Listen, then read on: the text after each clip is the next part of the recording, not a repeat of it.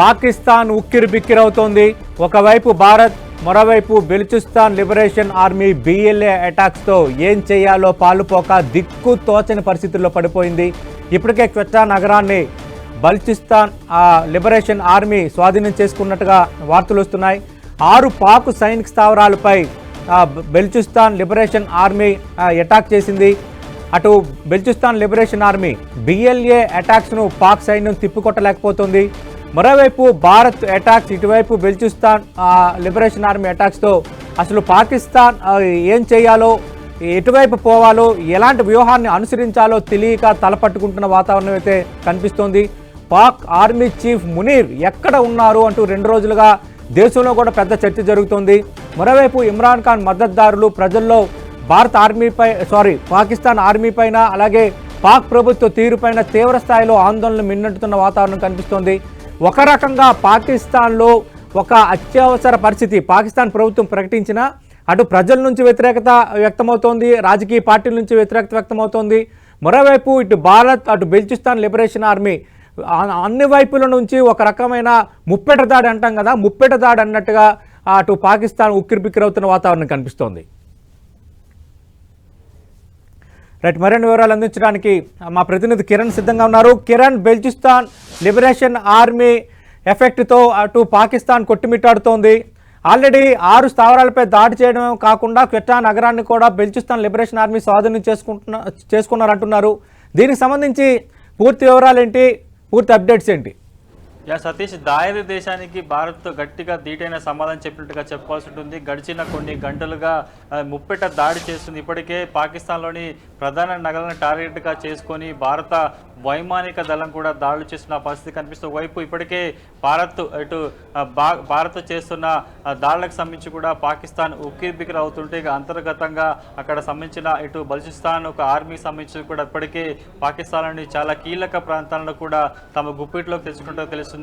గడిచిన కొన్ని నెలలుగా ఇప్పటికే అంతర్గత పోరుతో ఇప్పటికే పాకిస్తాన్ ఇబ్బంది పడుతున్న తరుణం కనిపిస్తుంది. ఇక వీటితో పాటు భారత్ సరిహద్దు ప్రాంతాల్లో సుమారుగా 3000 కిలోమీటర్లకు సంబంధించి కావచ్చు ఇప్పటికే గడిచిన కొన్ని గంటల నుంచి కూడా భారత్ ఆర్మీ ముప్పెట దాడి చేస్తున్న పరిస్థితి కనిపిస్తుంది. అటు పాకిస్తాన్ రాజధాని ఇస్లామాబాద్తో పాటు కూడా ఆ దేశానికి ఆర్థిక రాజధానిగా పేరొందిన కరాచీ సంబంధించిన సీపోర్ట్ మీద ఇప్పటికే భారత వైమానిక దాడులు చేసింది. డ్రోన్ సహాయంతో కూడా ముప్పెట దాడి చేసిన పరిస్థితి కనిపిస్తుంది. కొన్ని వేల కోట్ల రూపాయలకు సంబంధించిన కొంత అక్కడ సామగ్రి కూడా, సీపోర్ట్లో ఉన్న విలువైన సామగ్రి కూడా ధ్వంసమైనట్టు తెలుస్తుంది. కాబట్టి పూర్తి స్థాయిలో ఒకవైపు భారత్ చేస్తున్న చర్యలతో పాటు ఇప్పటికే ఉక్కిరిబిక్కిరైన పరిస్థితి కనిపిస్తుంది. గడిచిన కొన్ని గంటలుగా అసలు పాకిస్తాన్లో భారత్ డ్రోన్ దాడి నేపథ్యంలో కూడా కోలుకోని పరిస్థితి కనిపిస్తుంది. పెద్ద మొత్తంలో ఆర్థిక నష్టం జరిగినట్టు తెలుస్తుంది. ఇప్పటి వరకు కేవలం భారత్ ఆర్మీ ఉగ్రవాద స్థావరాల మీదే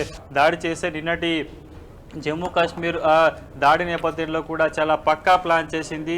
భారత్ యొక్క విజయ లక్ష్యానికి సంబంధించి కావచ్చు, తమ ఆయుధ సామాగ్రి డ్రోన్ సహాయంతో కూడా ఇటు పాకిస్తాన్ భూభాగంలోకి ప్రవేశించి కూడా దాడులు చేయగలని ఒక లక్ష్యాన్ని టార్గెట్ కూడా పెట్టుకున్నట్టుగా చెప్పుకోవాల్సి ఉంటుంది. కాబట్టి ఒకవైపు ఇప్పటికే గడిచిన కొన్ని గంటలుగా పాకిస్తాన్ సరిహద్దు ప్రాంతాల్లో కూడా భారత్ ముప్పెట దాడి చేస్తుంది.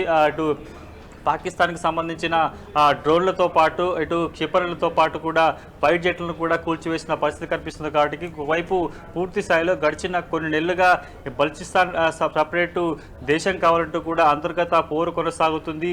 పిఎల్ఏ సంబంధించిన బలూచిస్తాన్ ఆర్మీ సంబంధించిన ఫోర్స్ కూడా ఇప్పటికే పాకిస్తాన్లోని కొన్ని కీలక స్థావరాలను కూడా స్వాధీనం చేసుకుంటూ తెలుస్తుంది. కాబట్టి పూర్తి స్థాయిలో ఇప్పటికే వైపు ఇండియన్ ఆర్మీ చేస్తున్న ముప్పెట దాడితో కోలుకొని పరిస్థితి కనిపిస్తుంది. నిన్న అర్ధరాత్రి డ్రోన్ దాడి నేపథ్యంలో పాకిస్తాన్ నుంచి ఆ దేశ ప్రధాని కూడా కుటుంబంతో పరాయినట్టుగా తెలుస్తుంది. కాబట్టి ఒకవైపు ముప్పెట దాడి చేయడం, ఒకవైపు పక్కలో బలెల్లాగా బలూచిస్తాన్ కూడా పాకిస్తాన్లోని కొన్ని కీలక ప్రాంతాలను స్వాధీనం చేసుకునే ప్రయత్నం చేస్తున్న నేపథ్యంలో అక్కడ ఏం జరుగుతుందో తెలుసుకునే పరిస్థితి కనిపిస్తుంది. కొన్ని వేల కోట్ల రూపాయలకు సంబంధించిన ఆస్తి నష్టం జరుగుతుంది. గడిచిన 12 గంటలుగా పాకిస్తాన్లోని కీలక నగరాలు, ప్రధాన పట్టణాలు కూడా అంధకారంలో అలమిన పరిస్థితి కనిపిస్తుంది. అక్కడ కనీసం డ్రోన్ దాడి నేపథ్యంలో కూడా పాకిస్తాన్ సంబంధించిన ఆర్మీ కావచ్చు, అటు పూర్తి స్థాయిలో రక్షణ వ్యవస్థకు సంబంధించి కూడా భారీ నష్టం వాటిల్లినట్టుగా మనకైతే ప్రాథమిక సమాచారం అందుతుంది. కేవలం నిన్న రాత్రి 8 గంటల ప్రాంతంలో జమ్మూ కాశ్మీర్ సంబంధించిన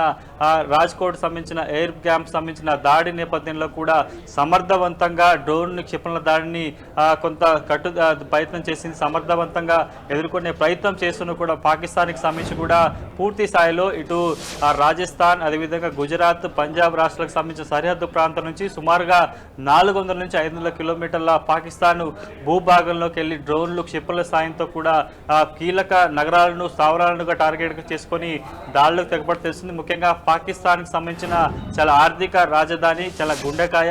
పాకిస్తాన్కి ఇతర రాష్ట్రాల నుంచి సముద్ర మార్గంలో కూడా అక్కడ ముడిసముతో పాటు వివిధ రకాల సంబంధించిన కొంత ఇంపోర్ట్ అవుతున్న నేపథ్యంలో కరాచీకి సంబంధించిన సీ పోర్ట్ మీద కూడా ఇటు దాడి జరిగినట్టుగా తెలుస్తుంది. సుమారుగా 10 భారీ విస్ఫోటనాలు చోటు చేసింది. వీటితో పాటు కూడా ఇటు నౌక సంబంధించిన ఏదైతే నిల్వలు ఉంటాయో వాటికి సంబంధించి కూడా 20 సంబంధించిన నిల్వలు పూర్తిగా ధ్వంసమైనట్టుగా మనకైతే సమాచారం అవుతుంది. కేవలం నిన్నటి దాడి నేపథ్యంలో కూడా ఇటు భారత్ చాలా చాకచక్యంగా డ్రోన్ల సాయంతో, క్షిపణుల సాయంతో కూడా ఇటు పాకిస్తాన్ సరిహద్దు ప్రాంతాలకు సంబంధించి కూడా సుమారుగా 1000 కిలోమీటర్లకు సంబంధించి పరిసర ప్రాంతాల్లో కూడా ముప్పేట దాడి చేసినట్టుగా తెలుస్తుంది. నగరాల్లో సంబంధించి కూడా ఇప్పటికే ఆర్మీ సంబంధించిన కీలక స్థావరాల మీద కూడా దాడి చేసినట్టుగా మనకు సమాచారం ఉంది. కాబట్టి నిన్నటి ఆపరేషన్ సింధూర్ 2.0కు సంబంధించి కూడా మరికొద్ది సేపట్లో భారత రక్షణ దళానికి సంబంధించి కూడా ఉన్నతాధికారులు బ్రీఫింగ్ ఇచ్చే అవకాశం కనిపిస్తుంది.